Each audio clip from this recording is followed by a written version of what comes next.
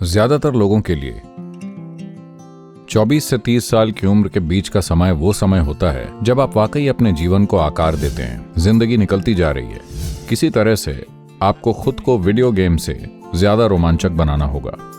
ठीक है,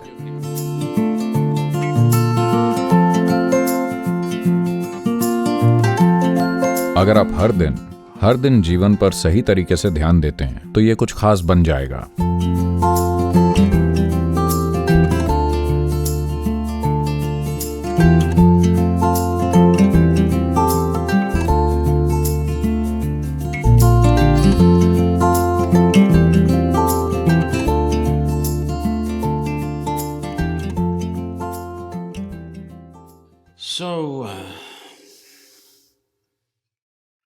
आपकी समस्या अनोखी नहीं है, ये एक जनरेशन वाली समस्या है। मुझे नहीं पता कि ये आंकड़े कहां तक सही हैं, लेकिन लगता है कि ये सच्चाई से बहुत दूर नहीं है।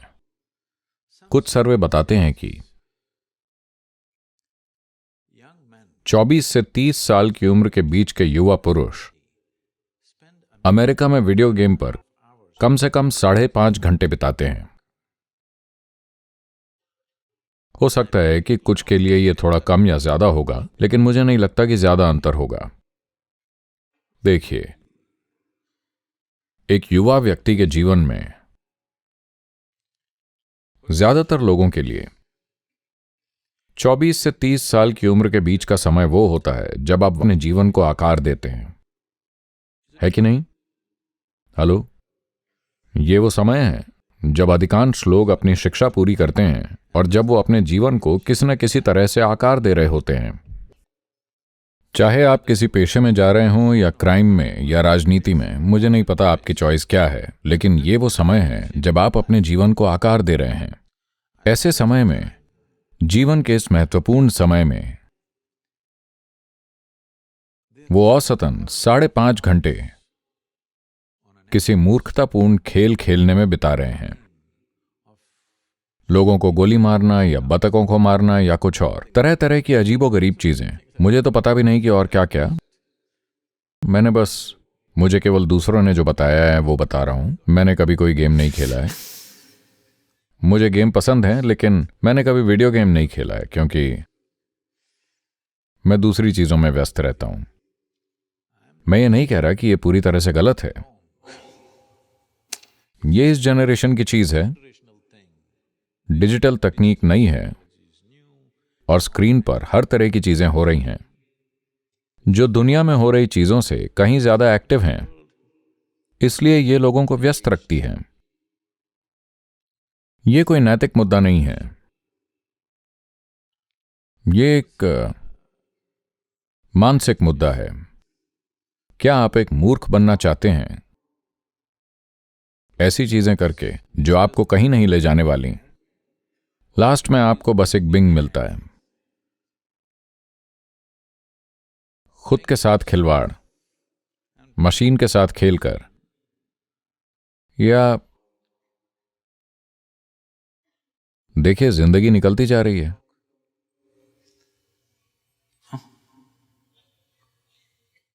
टिकटॉक करके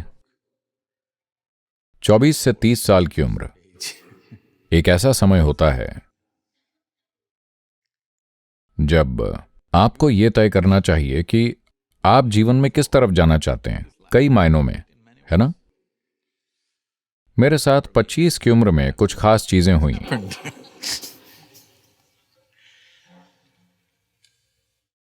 तो ये कुछ गलत करने के बारे में नहीं है, ये बात नहीं है।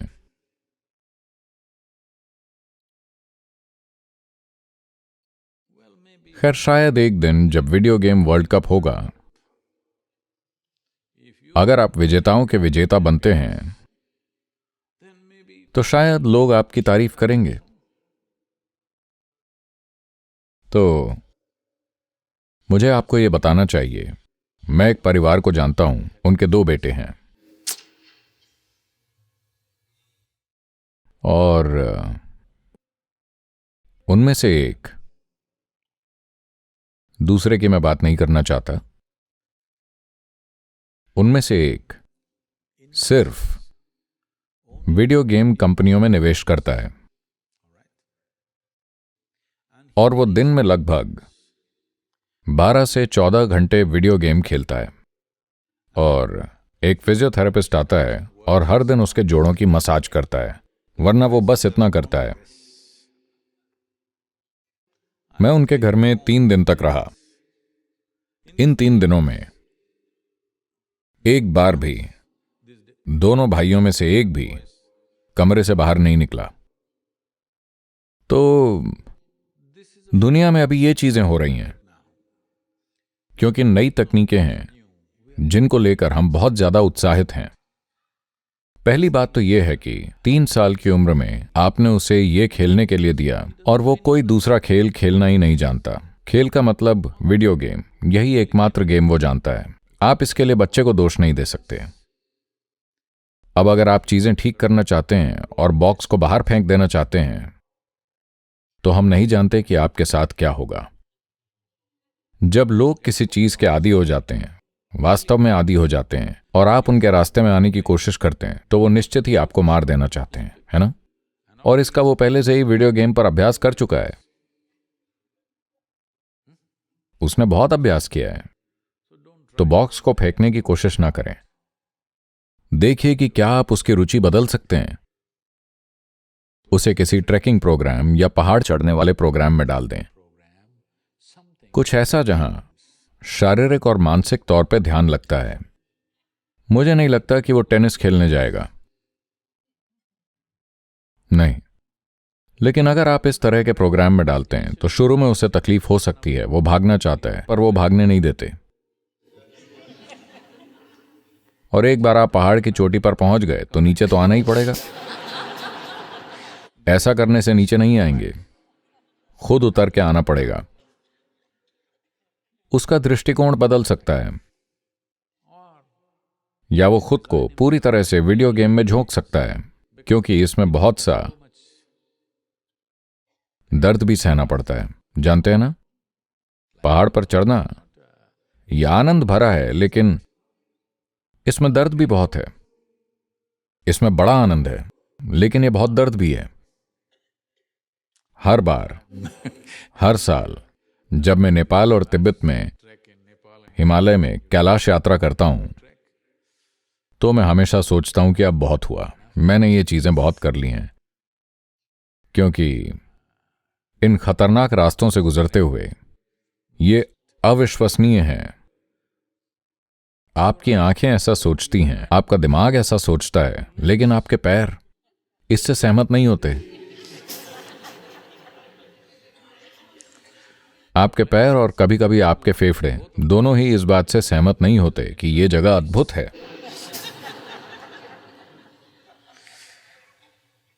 तो आप जानते हैं कि अगर आप उसे इस स्थिति में डालेंगे तो वो शायद कभी वीडियो गेम से बाहर नहीं आएगा, या हो सकता है आ जाए, क्योंकि उसे इतना शूट करना आता है।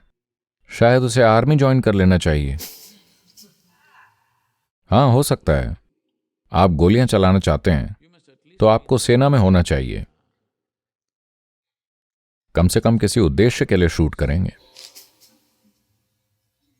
नहीं तो आप सड़क पर गोलियां चलाना शुरू कर देंगे। अगर सेना संभव ना हो तो शायद पुलिस में कम से कम बंदूक रखने को मिलेगी। शायद ज्यादा शूट करने का मौका ना मिले। मैं इस बारे में मजाक नहीं कर रहा हूं, लेकिन यह एक दर्दनाक सच्चाई है जिससे इस पीढ़ी के लोग गुजर रहे हैं। तो अगर हमारे घर में ऐसे बच्चे हैं तो उन्हें बिल्कुल दोष नहीं दिया जा सकता। ये हम हैं जिसने ये किया है। बहुत से लोग अपने बच्चों को वीडियो गेम देते हैं क्योंकि वो खुद पार्टी में जाना चाहते हैं या कुछ और करना चाहते हैं, अपनी जिंदगी जीना चाहते हैं, लेकिन ये बच्चा आपका ध्यान चाहता है, लेकिन आप खुद ध्यान आकर्षित करने को बेताब हैं। लेकिन ये जो अभी अभी आया है वो आपका ध्यान चाहता है, इसलिए आप उसे कुछ ऐसा दे देते हैं जो उसे व्यस्त रखे। इसके बहुत से परिणाम होंगे। और दूसरी चीज, उसके दोस्त एक्सबॉक्स खेल रहे हैं। और अगर आप उसके लिए वाई बॉक्स नहीं लाते तो वो कुछ बवाल मचाएगा। इसीलिए मैंने कहा, बहुत से लोग ये बात समझ नहीं पाए। मैंने कहा, मैंने ये बार बार कहा है और फिर से कह रहा हूं, देखिए, आप कोई बाघ नहीं हैं, न ही आप पांडा हैं। मैं कह रहा हूं कि आप विलुप्त होने वाली प्रजाति नहीं हैं। यह जरूरी नहीं है कि आप में से हर कोई बच्चे पैदा करे, ऐसा कुछ नहीं है। जिन लोगों को लगता है कि वो बच्चे चाहते हैं और एक खास समय, पर्याप्त समय इस नए जीवन को पोषित करने में लगाना चाहते हैं जो उनसे बेहतर बने, उन्हें ऐसा करना चाहिए, क्योंकि आखिरकार मानव पीढ़ी को आगे बढ़ाना है। लेकिन यह जरूरी नहीं है कि हर कोई बच्चे पैदा करे। तो अगर हम बच्चे पैदा करना चाहते हैं तो हमें एक निश्चित समय देने के लिए इच्छुक रहना चाहिए। वो बस अकस्मात ही अच्छे निकल जाएं, ये कोई बात नहीं हुई। ये सही नहीं है। एक बार जब हम एक नए जीवन जो अभी आया है की जिम्मेदारी लेते हैं तो हमें एक निश्चित समय, ऊर्जा और ध्यान देने के लिए इच्छुक होना चाहिए जो इस जीवन को सबसे अच्छे तरीके से पोषित करने के लिए जरूरी है ना? तो एक चीज ये कि अगर आप अपने बच्चे को इस तरह की चीजों से दूर करना चाहते हैं, चाहे वो वीडियो गेम हो या टेलीविजन या कुछ और, तो किसी तरह से आपको खुद को ज्यादा रोमांचक बनाना होगा। वीडियो गेम से, टेलीविजन से या किसी और चीज से आपको अपने आप को ऐसा इंसान बनाना होगा कि वो आपके साथ रहना चाहे।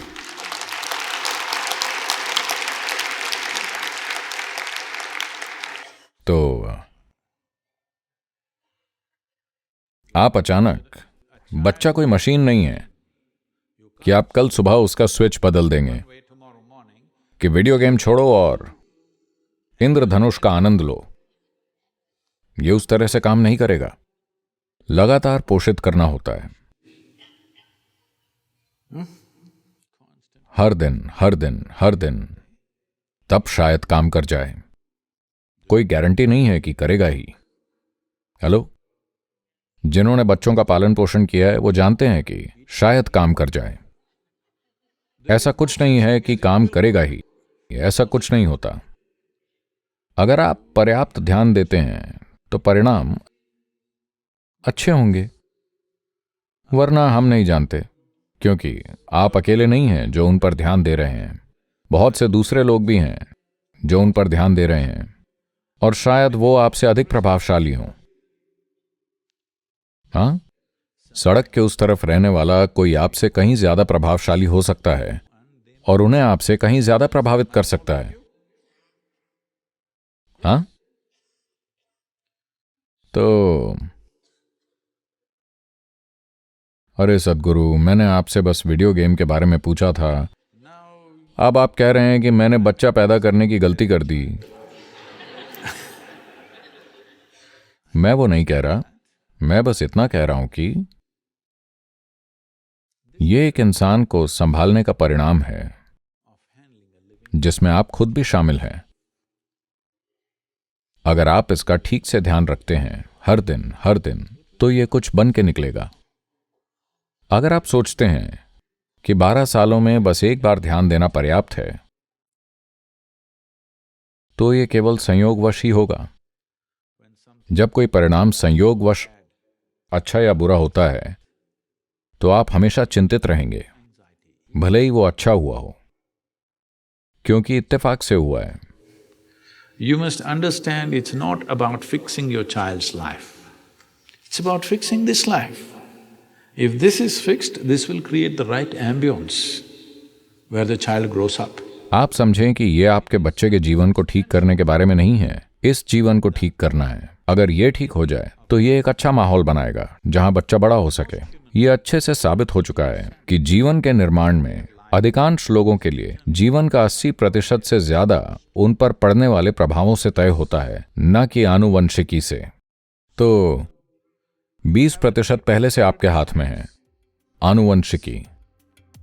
बाकी का 80%, हाँ, बच्चे स्कूल जाते हैं, वो सड़क पर भी खेलते हैं, लेकिन आपको अपना प्रतिशत कम से कम 50% से ऊपर रखना चाहिए, क्योंकि आपके पास आनुवंशिकी का 20% का लाभ पहले से है। और जब तक वो 12-15 साल के नहीं हो जाते, कम से कम तब तक आपका उनके जीवन पर कुछ नियंत्रण होता है। तो आपके प्रभाव का हिस्सा कम से कम 60-70% होना चाहिए, है ना? लेकिन ऐसा होने के लिए आपको खुद को ऐसा बनाना होगा कि वो आपको एक प्रेरणा स्रोत की तरह देखे, और ऐसा डर की वजह से ना हो। अगर ऐसा डर से होगा तो उनमें घृणा पैदा होगी। जब वो अपने पैरों पर खड़े होंगे तो आपको सबक सिखाएंगे। डर की वजह से नहीं, पर वो आपकी ओर देखते हैं क्योंकि उन्हें आप शानदार दिखते हैं। तो आपको कुछ काम करना होगा ये साबित करने के लिए कि आप शानदार हैं, कि वो आपको इस तरह से देखने लगें कि वो आपको उन्हें प्रभावित करने देने के लिए इच्छुक हो जाएं।